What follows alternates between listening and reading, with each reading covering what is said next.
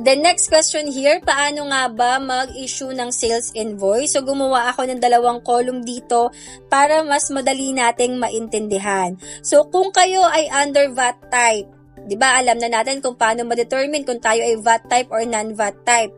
Kung kayo ay VAT type, you need to issue an invoice regardless of the amount. So, lahat ng order sa inyo, kailangan may invoice yan kasi under VAT type kayo. If kayo naman ay under non-VAT type, mag-i-issue lang kayo ng invoice kapag above 500 pesos yung order sa inyo. Or, if ni-request ng customer ninyo ang invoice. Pero if hindi niya ni-request tapos less than 500 naman yung order, no need na para mag-issue ng invoice. Next is, saan naman natin kukunin yung sales invoice na yan? Siyempre, makukuha nyo po yan sa inyong BIR RDO. Sa respective revenue district office nyo yan makukuha. Pwede po kayong bumili sa kanila for the first year. Standard design and template yung ibibigay sa inyo. However, you need to provide your own design and must be validated and approved by BIR after 1 year. Kasi kailangan meron po kayong sarili nyong design. Hindi naman kailangan magandang design. Pwede rin naman standard design, lalagyan nyo lang yung shop name nyo and so on. And then, last year, paano po kung hindi ko maintindihan, naguguluhan ako, ano ba yung dapat kong gawin? These are my tips for you.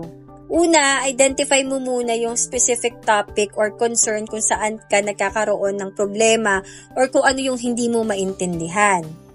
And then after that, mag-reach out ka, ask for help sa mga experts. Huwag kang mag-rely doon sa mga nababasa mo lang, lalo na kung hindi naman yung reliable yung source.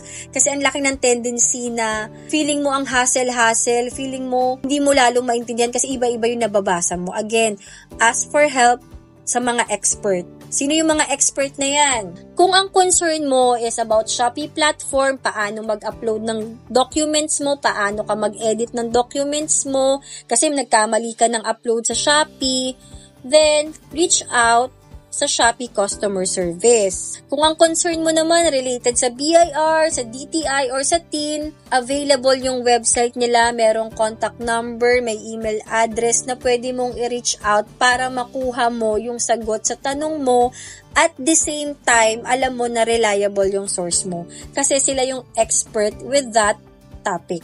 And then last but not the least na tip ko po sa inyo is do it one step at a time.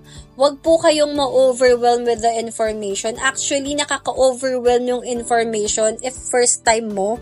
Ganun talaga kasi syempre, ang dami ng sinasabi sa yung information. Hala, may bookkeeping, may accounting, merong sales invoice, hindi ko naman alam yan.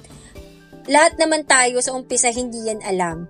But the thing is, naaaral po yan and you would know that as you go along. Basta wag kayong hihinto. Again, one step at a time, one step improvement. Wag kayong mawalan ng loob na hindi mo kayang gawin to kasi ang daming requirements and so on. Again, meron ng process in place. Ang dami nang nakagawa niyan. So, for sure ako, magagawa mo din yan.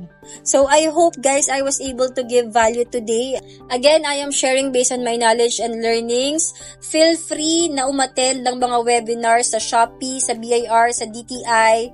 Kasi meron silang binibigay na free webinars for everybody. So, ayun lang guys. Thank you so much again for watching. This is Jenny. Please don't forget to like, subscribe, comment po kayo, and if may natutunan kayo ngayon sa video na to, isa lang naman yung favor ko, feel free to share it to those people na sa tingin nyo matutulungan din. Hindi nyo kailangang i-share tong buong video na to. Kahit verbally lang, uy, alam mo ba nalaman ko na pala lahat ng seller mababawasan ng tax kapag nakapag-submit sila ng tax exemption certificate. Kahit yung mga ganun lang, kasi that will give hope dun sa mga sellers na siguro ngayon feeling overwhelmed with this requirement ng mga e-commerce platform.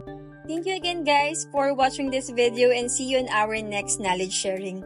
Bye!